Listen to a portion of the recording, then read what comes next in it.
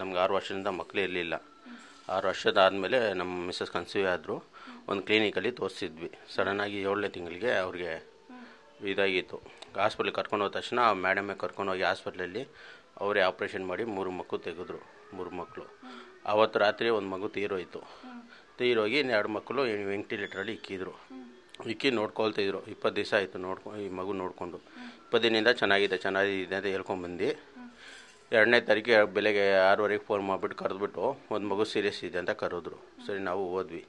ಅಲ್ಲಿ ನೋಡಿದಾಗ ಒಳಗಡೆ ಒಂದು ಡಾಕ್ಟ್ರು ಇರಲಿಲ್ಲ.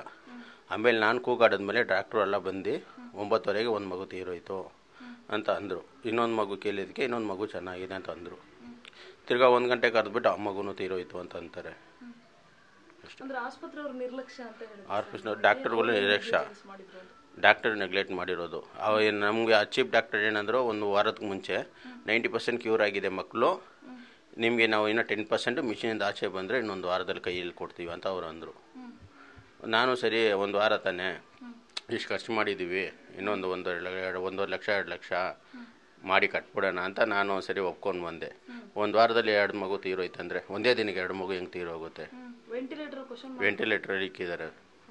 ನಾನು ಹೋದಾಗ ಯಾವ ಡಾಕ್ಟ್ರು ಇರಲಿಲ್ಲ. ಆಮೇಲೆ ನಾನು ಕೂಗಾಡಿದ್ಮೇಲೆ ನಾನು 7 ಗಂಟೆಗೆ ಹೋದಲ್ಲಿ 7 ಗಂಟೆಯಿಂದ 8:30 ತನಕ ಯಾವ ಡಾಕ್ಟ್ರು ಬಂದಿಲ್ಲ.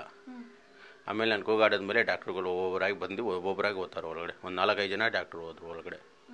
ಆಮೇಲೆ ಕೂಗಾಡಿದ್ಮೇಲೆ 9:30ಗೆ ಹೇಳ್ತಾರೆ ಮಗು ತೀರೋಯ್ತು ಅಂತ. ಅದೇ ಒಂದು ದಿನಕ್ಕೆ 2 ಮಗು ಹಿಂಗೆ ತೀರೋಗುತ್ತೆ ಅಂತ. 20 ದಿನದಲ್ಲಿ ಏನೂ ಆಗಿಲ್ಲ ಮಗುಗೆ.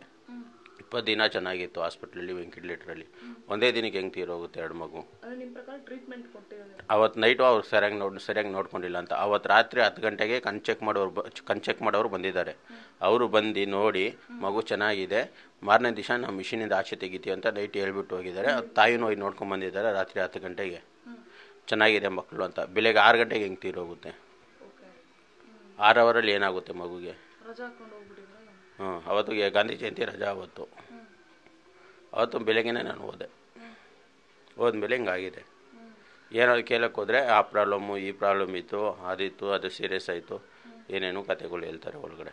ನಿಮ್ಮ ಮಗುಗೆ ಅಂದರೆ ತುಂಬ ಬೇಗ ಹುಟ್ಟಿದ್ದು ಅಂತ? ಬೇಗ ಹುಟ್ಟಿದ್ದು. 7ನೇ ತಿಂಗಳು ಹುಟ್ಟಿರೋದ್ರಿಂದ ಅವರು ಸ್ವಲ್ಪ ವೆಂಟಿಲೇಟ್ರಲ್ಲಿ ಇಕ್ತಾರೆ. ಒಂದು 20 ದಿನ 25 ದಿನ ವೆಂಟಿಲೇಟ್ರಲ್ಲಿ ಮಿಷಿನಲ್ಲಿ ಇಕ್ತಾರೆ ಅವರು. ಇಕ್ಕಿ 1 ತಿಂಗಳಾದರೆ ಈಟ್ ಆಗಬೇಕಲ್ಲ ಮಗು, ಈಟಕ್ಕೋಸ್ಕರ ಇಕ್ತಾರೆ. ಆದರೆ ಅವರು 2 ಲಕ್ಷಕ್ಕೆ ಬೇರೆ 2 ಲಕ್ಷ ರೂಪಾಯಿ ಮೆಡಿಷನ್ನೇ ತೊಗೊಂಡಿದ್ದಾರೆ ಆ ಮಗುಗೆ. 2 ಲಕ್ಷ ರೂಪಾಯಿ ಮೆಡಿಷನ್ ಕೊಟ್ಟಿದ್ದೀನಿ, 3 ಲಕ್ಷ ಅಡ್ಮಿಷನ್ ಮಾಡಿದ್ದೀನಿ. ನಾನು ಅದಕ್ಕೇ ಕೇಳಿದೆ. ನಮ್ಮ ಕಡೆಯಿಂದ ಇಬ್ಬರು ಎಂಬಲಿನ ಹತ್ರ ಕರ್ಕೊಂಡು ಹೋಗ್ಬಿಟ್ಟು ಅಲ್ಲಿಂದ ಬರ್ಸ್ಕೊಂಬಂದು, ಸರ್ ನಮ್ಮ ಕೈಯಲ್ಲಿ ದುಡ್ಡು ಕೊಡೋಕ್ಕಾಗ್ತಾಯಿಲ್ಲ, ನಾನು ಗೌರ್ಮೆಂಟ್ ಹಾಸ್ಪಿಟ್ಲಿಗೆ ಶಿಫ್ಟ್ ಮಾಡ್ತೀನಿ ಅಂತ.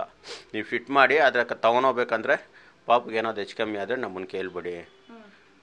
90% ಕ್ಯೂರ್ ಆಗ್ಬಿಟ್ಟವ್ರೆ, ಇನ್ನು 10% ನಿಮ್ಗೆ 1 ವಾರದಲ್ಲಿ ನಾನು ಕೈಯಲ್ಲಿ ಕೊಡ್ತೀನಿ ಅಂತ ಚೀಫ್ ಡಾಕ್ಟರ್ ಅಂದರು.